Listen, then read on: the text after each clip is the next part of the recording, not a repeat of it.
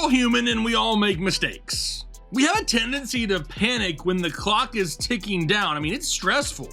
But in today's show, I'm going to give you 10 tips to help minimize mistakes and draft a great fantasy football team. That's right, it's time to get out your pens, your pencils, your notebooks. It's time to talk about 10 tips that will make you exponentially better when it comes to drafting in fantasy football. And if at the end of this show you find yourself wanting more, be sure to check out our draft guide. You saw it in the intro of this video. It's for sale right now on our website, thefantasyheadliners.com. We update that bad boy from now all the way up until week 1 of the NFL season, so there's no such thing as outdated content in our draft guide. If this video can get over 1,000 likes, I'll give away one to somebody down below in the comment section. So hit the like button, leave the comment down below, and here are 10 tips to make you better at drafting a fantasy football team.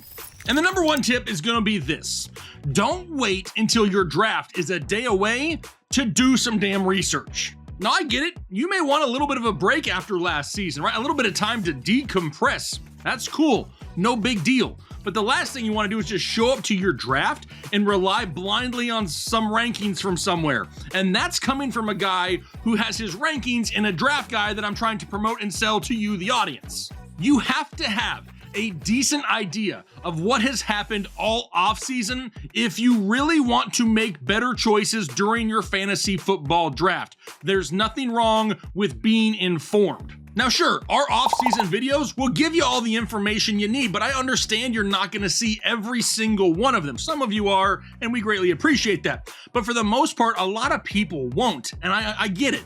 But just make sure you give yourself enough time to get in enough content, enough information, enough research, so when you enter your fantasy football draft, you just have an idea of what the hell is going on. Which leads us to point number 2.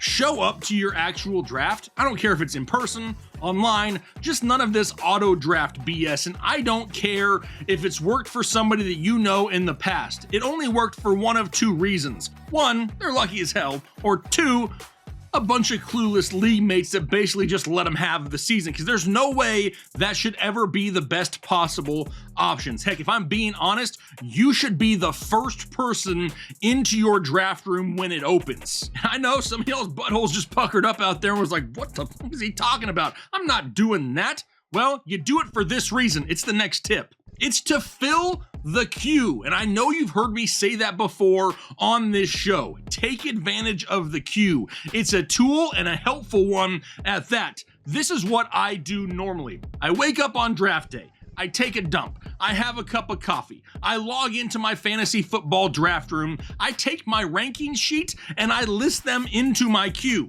And I'm not just talking about like 4 guys. I'm taking my top 120 or so and listing all of them in the queue. If you're thinking, why would you possibly do that? It's to eliminate panic and anxiety when the clock is running out. If you already have your rankings loaded into your queue right there in front of you at your fingertips, you no longer need to shuffle through papers or other tabs and other websites. You have it right there in your queue. And if for some reason you fall a little bit behind and you do auto draft, at least you're taking somebody off the top of your rankings and not just some site projections. Because the next tip is don't draft based off of those site projections, because that's the last thing you want to do. And it doesn't really matter what site you're drafting on. You realize, right, that most of those numbers are just made up by some AI robot that thinks Eddie Lacy is still the starting running back for Green Bay, or some dude that's good with numbers that doesn't understand football at all. Way too often, I see people in fantasy football drafts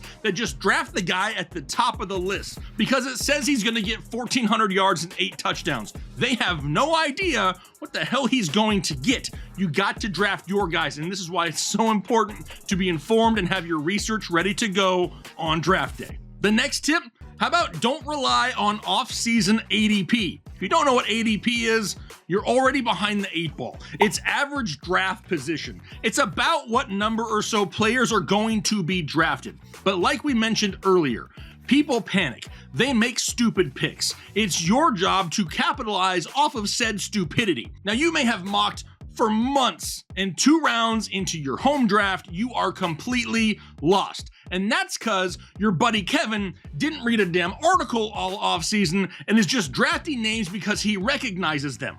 ADP is a cool benchmark. It's a great idea, but in most leagues, it doesn't really matter much after the 2nd round. So don't go into your league every single year and bank on offseason ADP.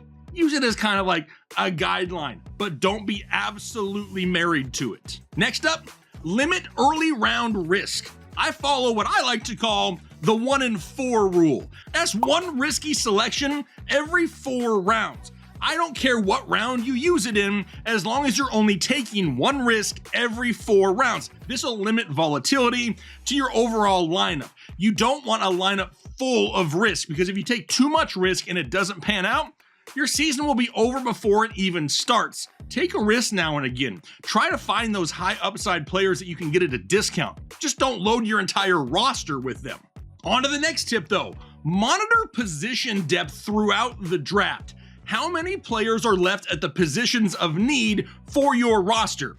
If you have 3 or 4 wide receivers that you like, and maybe you have 2 picks coming up, maybe you find yourself at the beginning or end of a round, well, take a look at what is left. If there's 4 or 5 wide receivers that you like and only 1 running back, you need to draft the running back first, because if you don't, if you go with the wide receiver, somebody who may be after you before the pick gets back to you may take that one guy, and now all of a sudden you have nothing to choose from and you need another running back. Be sure to pay attention to the depth at the positions that are still current needs on your roster. Which will then lead us to our next tip, which is making sure you're paying attention to what the other teams in your league, what they need and what they already have. Say you find yourself at the number 11 pick and you still need a quarterback. Well, you're on the clock right now. Does the team in the 12 hole already have a quarterback? Because if he does, maybe you don't need to draft one right now. Grab that other running back, grab that wide receiver that you want, and then when it comes back to you in just a couple picks, then take your quarterback. The last thing you want to do is not pay attention to the draft board, draft players too high that would probably be there around later for you.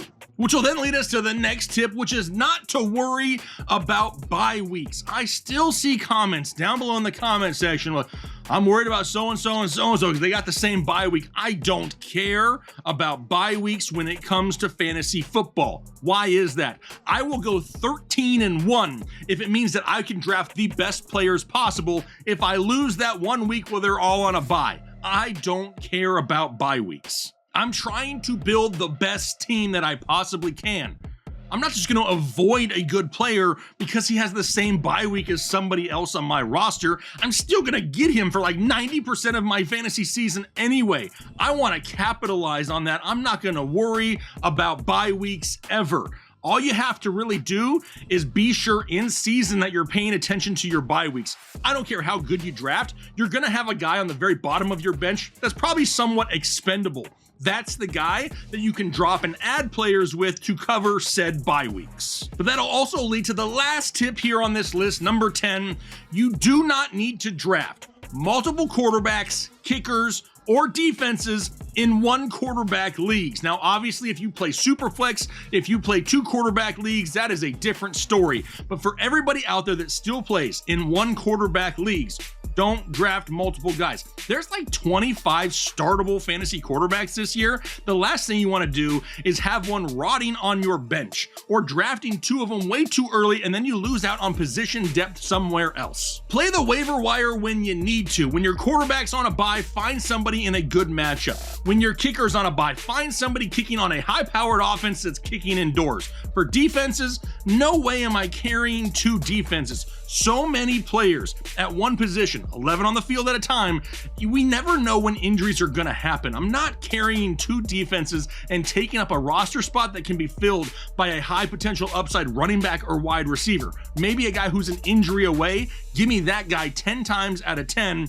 instead of holding random duplicate defenses, kickers, or quarterbacks. But it's really that simple. Don't overcomplicate it. I see so many people every single year trying to overcomplicate the draft process. Follow these 10 steps in this video today, and I guarantee you will become a better fantasy football player.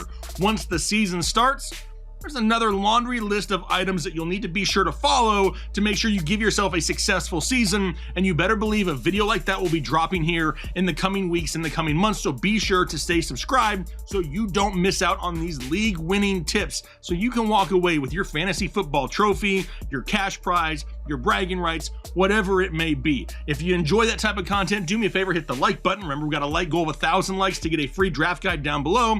Leave that comment on what you feel about these 10 tips, which one is your favorite, and then do your part to make the world a better place, and we'll talk to you later.